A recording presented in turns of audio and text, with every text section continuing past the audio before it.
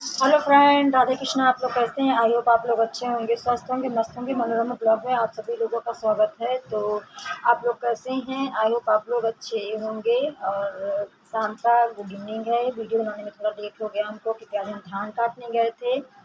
तो हम कुछ पंक्तियों द्वारा, कुछ बातों द्वारा आपको बताएंगे। हमारा पूरा वीडियो सुनिएगा, देखिएगा तो अच्छा भी लगेगा और कुछ ज्ञान की बातें भी मिलेंगी।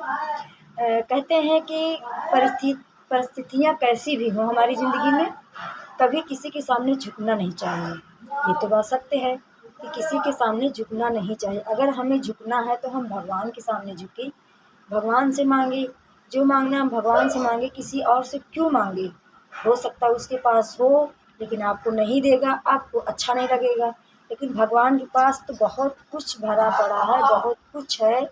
भगवान आप भगवान से आप अगर मांगोगे तो निराश नहीं करेंगे, लेकिन लोग आपको निराश ज़रूर करेंगे और आपको खाली हाथ वापस कर देते हैं। तो उसमें आपको बहुत ज़्यादा शर्मिंदगी महसूस होती है और बहुत गिल्ट महसूस करने की होता है। तो इसीलिए कहते हैं कि कितनी भी परिस्थिति खराब क्यों ना हो, अपने पास जो व्यवस्था है उसी से काम चलाएं।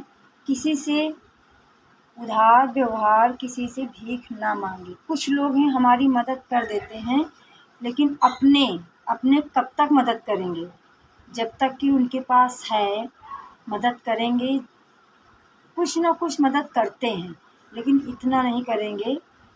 हम तो देख ही चुके हैं, लेकिन अपने अपने होते हैं, पराए पराए होते हैं। हमारी परिस्थितियों में उन्होंने हमारा साथ दिया है, हम मानते हैं।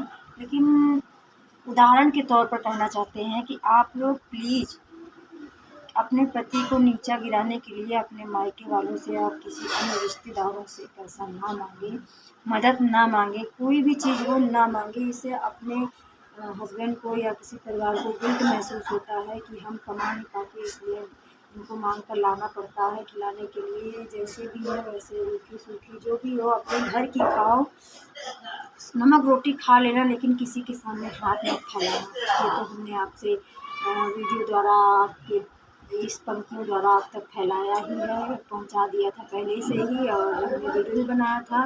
कहते थे, कहा नहीं जाता है परिस्थितियाँ कैसी भी हो किसी के सामने हाथ नहीं फैलाना चाहिए। नमक रोटी खा लेना अपने घर में, लेकिन किसी से ये मत, पनीर रोटी की इच्छा मत करना कि हम पैसे ले आए तो काश सामने वाला अगर पनीर रोटी खा रहा है तो हमें पनीर की इच्छा होती है, हम भी पनीर खाएं।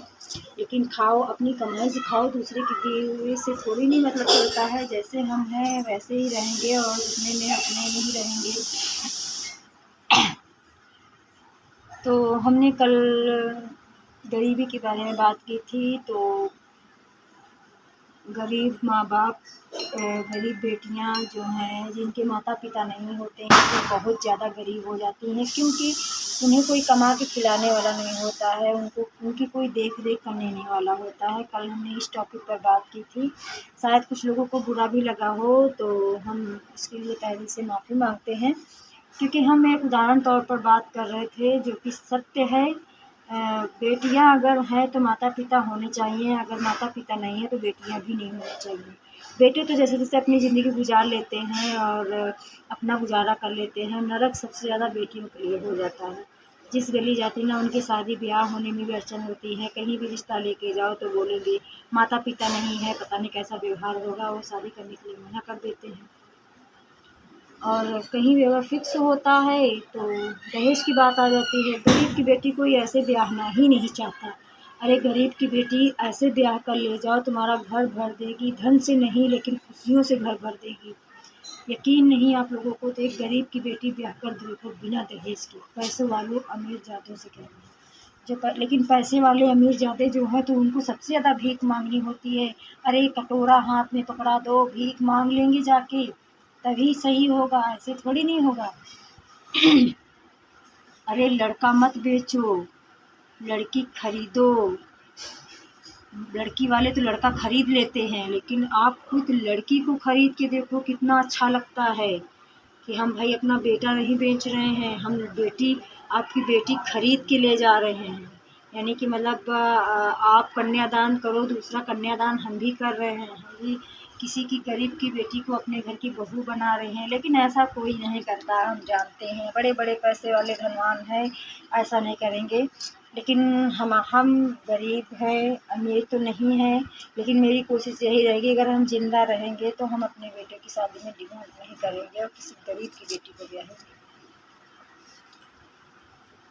तो हमारा विचार यही है, आगे जाके पता नहीं क्या होगा, क्योंकि बेटों का राज चलता है।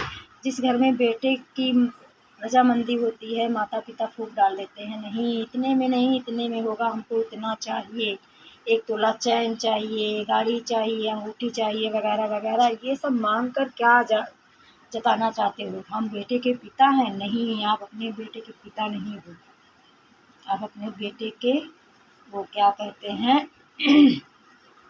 बेचेदार, क्या कहते हैं, बेटी वाला खरीदार हो जाता है।